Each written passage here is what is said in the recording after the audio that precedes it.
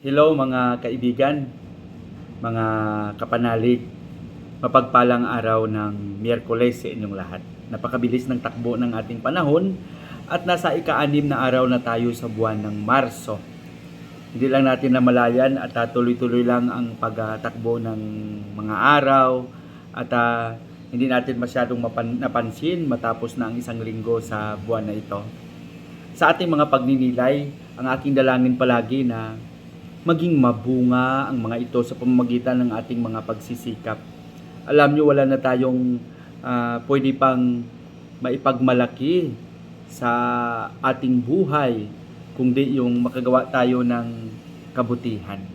Maraming salamat sa inyong patuloy na pagsusubaybay at pagkakaisa, sa inyong patuloy na pagsishare ng vlog na ito sa inyong mga kakilala.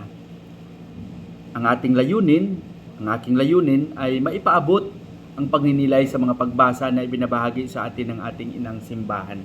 At nakakatuwa naman na sa likod ng ating maraming pinagkakaabalahang mga gawain, may panahon pa tayong makinig sa mga pagninilay na ibinabahagi sa atin ng ating mga pagbasa. Maraming salamat sa inyong lahat. Ito ang inyong lingkod, Father Bob, isang paring Karmelita. Sa araw na ito, sa ika-6 na araw sa buwan ng Marso, 2024, ang ating Ebanghelyo ay ibabahagi sa atin ni San Mateo, Kapitulo 5, versikulo 17 hanggang 19. Ano ba ang nilalaman ng ating Ebanghelyo sa araw na ito? Alam natin na sa pagdating ni Jesus at sa patuloy niyang pagkikisalamuha sa mga tao, ang akala ng lahat ay sinisira ni Jesus ang nakasanayang mga batas o mga kautusan na mayroon sila sa kanilang mga paniniwala. Ang mga Hudyo ay napakalalim ng kanilang mga ginagawa at lahat ng mga ginagawa nila ay nakaugnay sa kanilang pananampalataya. Kaya nang dumating si Jesus, akala nila si Jesus ay isang taong mandirigma na walang ginawa kundi sirain ang mga nasasanayang kautusan. Pero dito, sinabi ni Jesus, baka isipin ninyo na dumating ang ako upang sirain ang kautusang ito. Kundi, dumating ako upang maisakatuparan ang lahat.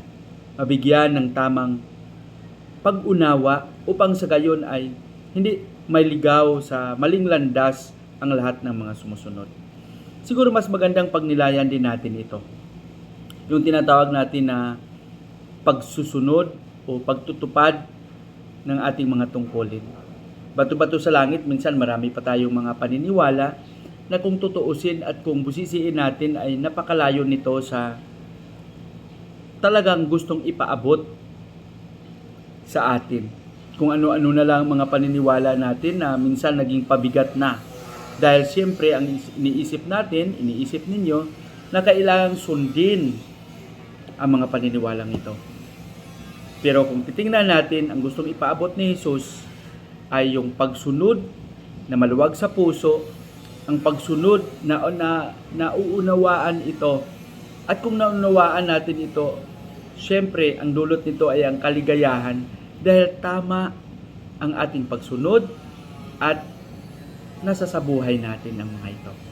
Sana mga kapatid, si Jesus na siyang bukal ng lahat ng mga kautusan ay maging bahagi ng ating pang-araw-araw na buhay upang sa gayon, ang pagsunod sa kautusan na ito ay ang pagsunod din sa Kanya.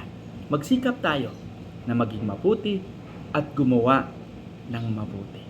Pagpalain nawa tayo ng Panginoon sa ating panalangin. Panginoong Hesus, Diyos ng kabutihan, turuan mo kaming maging mabuti tulad mo.